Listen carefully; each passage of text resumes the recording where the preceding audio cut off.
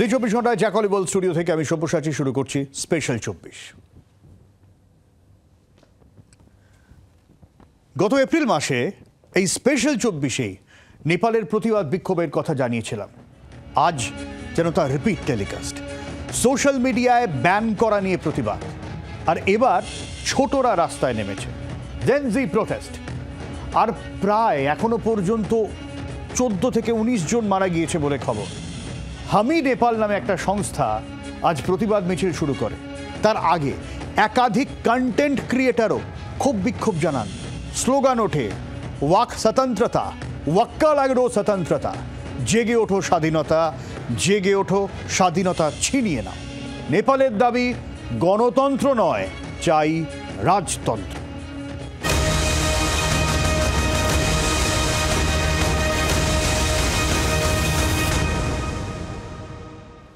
মাত্রা ছাড়ালো নেপালের প্রতিবাদ। এবার সংসদের মধ্যে ঢুকে পড়লেন নেপালের প্রতিবাদীরা। নেপালে ওলি সরকারের বিরুদ্ধে প্রবল ক্ষোভ, আর সেই ক্ষোভ আছড়ে পড়েছে কাঠমান্ডুর রাস্তায়। প্রতিবাদীদের প্রত্যেকেই অল্প বয়সী, প্রত্যেকেই চাইছে সরকার গদি ছাড়ুক। ফিরে এসেছে আবার রাজতন্ত্রের দাবি, হিন্দু রাষ্ট্রের দাবি। সোশ্যাল মিডিয়ায় নিষেধাজ্ঞার জেরে নতুন করে বিক্ষোভে এখনো কমপক্ষে 19 জনের মৃত্যু হয়েছে, আহত অনেকে, শতাধিক। হোয়াটসঅ্যাপ নেই, ফেসবুক নেই, ইনস্টাগ্রাম নেই, এমনকি ইউটিউবও নেই। আচমকা সোশ্যাল মিডিয়ায় নেপাল সরকারের নিষেধাজ্ঞা। অন্তত 26টি সোশ্যাল মিডিয়া সাইটে নিষেধাজ্ঞা চাপিয়েছিল কেপি শর্মা ওলির সরকার। গত 4 তারিখ এই নিষেধাজ্ঞা জারি হয়। গত অগাস্টে সমস্ত সোশ্যাল মিডিয়া সাইটের জন্য নেপাল সরকার নির্দেশ দেয় তাদের প্রত্যেককে আলাদাভাবে নেপাল সরকারের কাছে রেজিস্ট্রেশন করতে হবে। অভিযোগ, বেশিরভাগ সোশ্যাল মিডিয়া সাইটই তা করেনি। এর জেরেই নেপাল টেলিকমিউনিকেশন অথরিটি এইসব সাইটের নিষেধাজ্ঞা চাপায়। 2023-এ নেপালে নতুন তথ্য প্রযুক্তি আইনে সংশোধনী আনা হয়। নিয়ম অনুযায়ী নেপাল সরকারের কাছে আলাদা করে রেজিস্ট্রেশন করাতে হবে। সব প্ল্যাটফর্মেরই সমস্যা মেটাতে একজন স্থানীয় অফিসারকে রাখতে হবে। কোনো প্রয়োজনে যোগাযোগের জন্যও কাউকে রাখতে হবে। নেপালের সুপ্রিম কোর্টও এতে সায় দেয়। সংসদেও সোশ্যাল মিডিয়া নিয়ে আরও অনেক কড়াকড়িওয়ালা বিল আনার ভাবনা রয়েছে নেপাল সরকারের।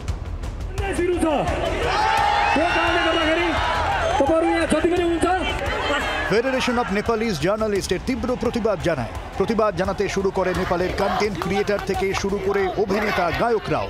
সরকারের বিরুদ্ধে দুর্নীতির অভিযোগে সরব হন তারা। ফলে প্রতিবাদ ছড়িয়ে যায় তরুণ প্রজন্মের মধ্যেও। ট্রেন্ডিং হতে থাকে হ্যাশট্যাগ ওয়েক আপ জেন জি, হ্যাশট্যাগ নেপাল প্রোটেস্ট। এর জেরেই সোমের সকালে রাস্তায় নামে নেপালের তরুণ প্রজন্ম, সঙ্গে পা মেলায় সাধারণ মানুষও। গত কয়েক বছর ধরে চলা পুরনো দাবি ঘুরে ফিরে সামনে আসে। বর্তমান সরকারের অপসারণের দাবিতে সোচ্চার হন সাধারণ মানুষ। একসময় নেপালের সাধারণ মানুষ সংসদে ঢুকে পড়ে, চলে ভাঙচুর, আগুন। বিক্ষোভকারীদের ওপর ঝাঁপিয়ে পড়ে পুলিশ। দফায় দফায় পুলিশের সঙ্গে সংঘর্ষে একাধিক মৃত্যু হয়। দিনভর সংসদ চত্বরে কারফিউ জারি করে দেওয়া হয়। দফায় দফায় পুলিশের সঙ্গে সংঘর্ষ, পরে নামানো হয় সেনাও। ব্যুরো রিপোর্ট, জি 24 ঘন্টা। নেপাল এমন একটা দেশ যে চাইছে গণতন্ত্র ছেড়ে রাজতন্ত্রে ফিরে আসছে। আসলে একের পর এক সরকার বদল, একের পর এক দুর্নীতির অভিযোগ। গণতন্ত্রের উপযুক্ত হয়নি নেপাল, সেই কারণেই বিক্ষোভ। ব্যাখ্যা দিচ্ছেন আন্তর্জাতিক সম্পর্ক বিশেষজ্ঞ অনিক চট্টোপাধ্যায়। নেপালে করাপশন, দুর্নীতি, বিভিন্ন সরকার বিভিন্ন সময়ে যারা এসেছে তাদের বিরুদ্ধে এত দুর্নীতির অভিযোগ, তখন মানুষ ভাবছেন যে আগে বোধহয় রাজতন্ত্রই ভালো ছিল। অর্থাৎ নেপাল সাংবিধানিক পদ্ধতি, ক্ষমতার যে হস্তান্তর, একটা দল থেকে আরেকটা দলে যে ক্ষমতার হস্তান্তর, এবং যে গণতান্ত্রিক প্রক্রিয়া মিলে যে সরকার চালানোর যে রীতি, সেটা নেপাল এখনও পুরোপুরি রপ্ত করতে পারেনি। সেই কারণে তরুণ প্রজন্ম, যারা একেবারেই তরুণ, যাদের বয়স, যাদের জেন জেড বলা হয়, 20-22 বা তারও কম, তারা মনে করছেন যে তারা হয়তো আগেই ভালো ছিলেন। এই গণতন্ত্র তাদেরকে নতুন কোনো দিশা দেখাতে পারলো না। গত এপ্রিল মাসে উত্তপ্ত হয়েছিল নেপাল। স্বৈরতান্ত্রিক নেতার বিরুদ্ধে পথে নেমেছেন সাধারণ মানুষ। এ ছবি আমরা অনেকবারই দেখেছি। গণতন্ত্রের দাবিতে দুর্দান্ত লড়াইয়ের অসংখ্য ঐতিহাসিক কোলাজ রয়েছে বিশ্বে, কিন্তু গণতন্ত্রকে সরিয়ে রাজতন্ত্র ফেরানোর জন্য আন্দোলন। বিরল নজির গড়ছে নেপাল। সেখানে গণতান্ত্রিক সরকারকে সরিয়ে রাজতন্ত্রের দাবিতে পথে সাধারণ মানুষ। নেপালের দাবি, তারা প্রধানমন্ত্রী কেপি শর্মা ওলিকে চাইছেন না, তার বদলে চাইছেন বর্তমান রাজা জ্ঞানেন্দ্র শাহর শাসন, চাইছেন ফের হিন্দু রাষ্ট্র হোক নেপাল।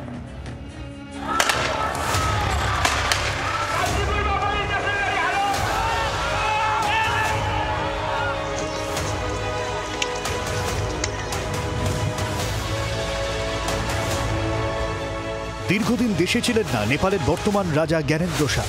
গত মার্চ মাসে দেশে ফিরেছেন, ফিরেই দিয়েছেন বার্তা। অপশাসনের বিরুদ্ধে দেশবাসীকে এককাট্টা হওয়ার আহ্বান জানিয়েছিলেন রাজা। ব্যাস, তারপরেই ফুটতে শুরু করে গোটা দেশ।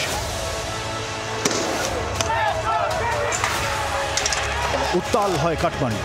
রাজ পরিবারের ঘনিষ্ঠ দল রাষ্ট্রীয় প্রজাতন্ত্র পার্টি, তারাই বিক্ষোভের ডাক দেয় গত এপ্রিলে। দাবি ওঠে, রাজতন্ত্র চাই, চাই হিন্দু রাষ্ট্র। বিশেষজ্ঞরা বলছেন, ক্ষোভের আগুন ছিলই, রাজা এসে ঘি ঢেলেছেন। দুর্নীতি, ঘন ঘন সরকার পরিবর্তন, সার্বিকভাবে রাজনীতি নিয়ে নেপালের মানুষ বিরক্ত। তার উপর বেকারত্বের চাপ তো রয়েছে।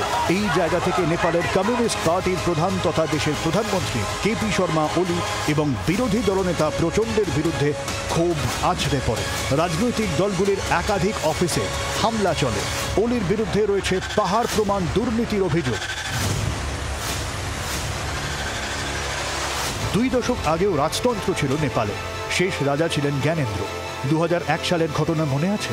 সেবার নেপালের ক্রাউন প্রিন্স দীপেন্দ্র গুলি করে খুন করেন তৎকালীন রাজা, তার বাবা বীরেন্দ্র, তার স্ত্রী, পুত্র, কন্যা, ভাই, বোন, বোনের স্বামী সহ সবাইকে। দীপেন্দ্র পরে আত্মহত্যার চেষ্টা করেন, মারা যান। পরবর্তী রাজা হন জ্ঞানেন্দ্র।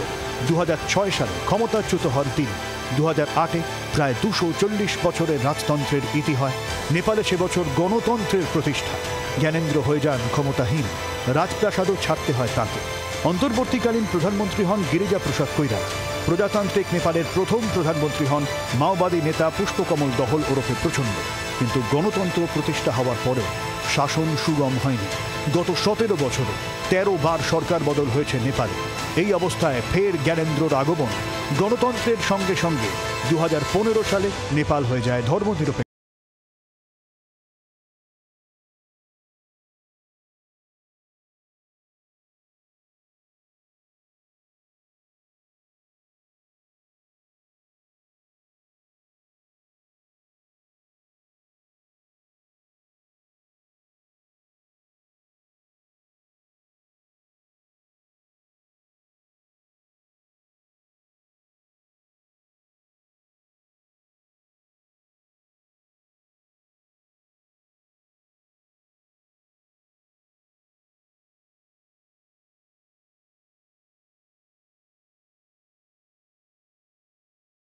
পদত্যাগের দাবিতে বিক্ষোভ।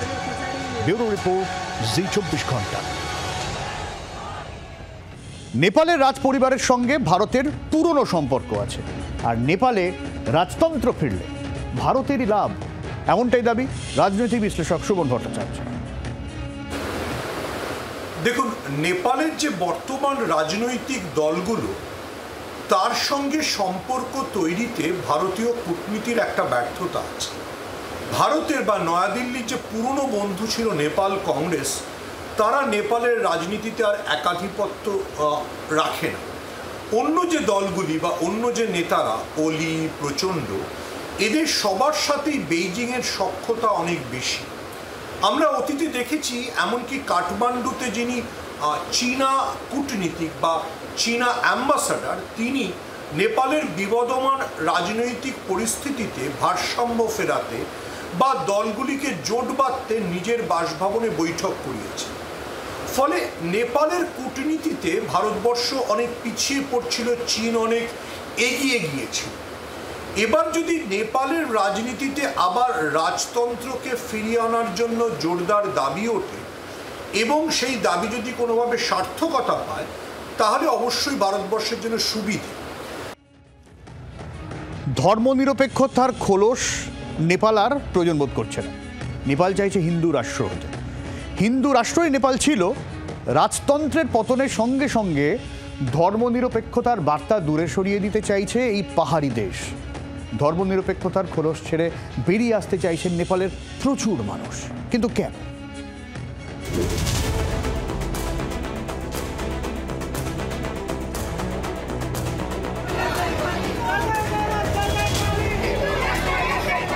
দু 2023, 2024, 2025 শুরু বা এখন নেপালে প্রতিবাদের ঢেউ আছড়ে পড়ছে যেন। আগে বড়রা, এবার সেই প্রতিবাদে সামিল ছোটরা।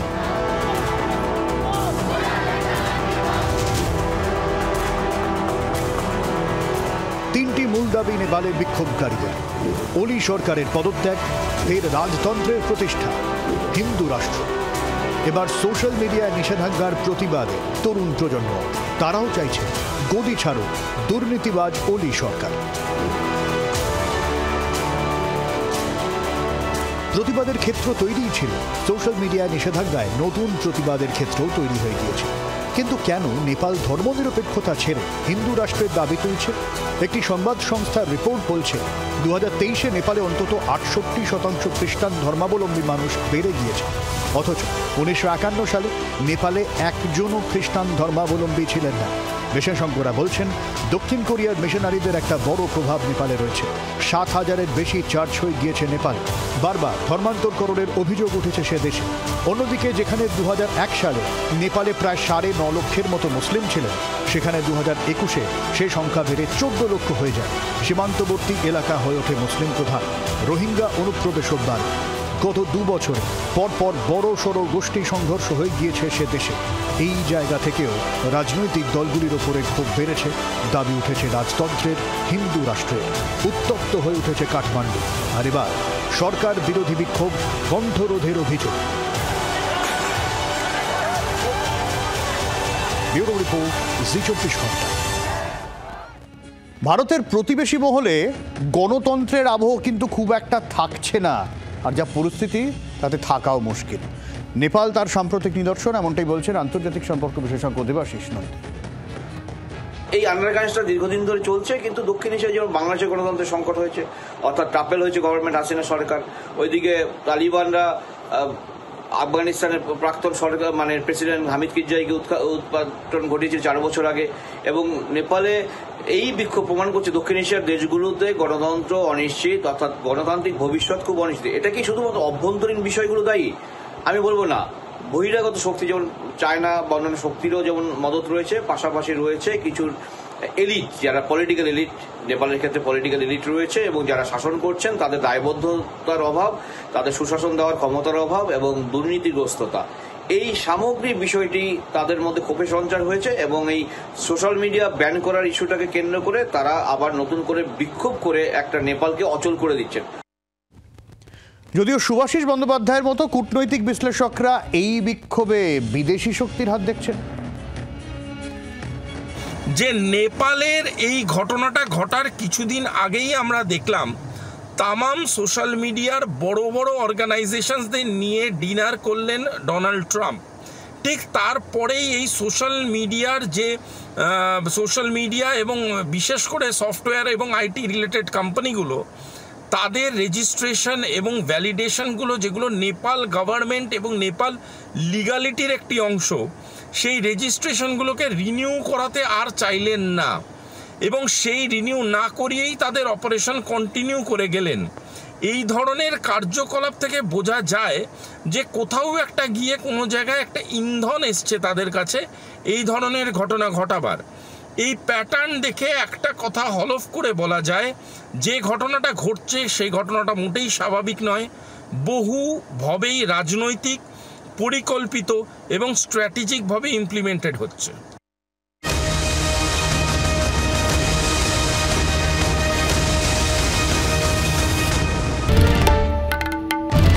বাংলার আওয়াজ, বাঙালির আবেগ, জি 24 ঘন্টা।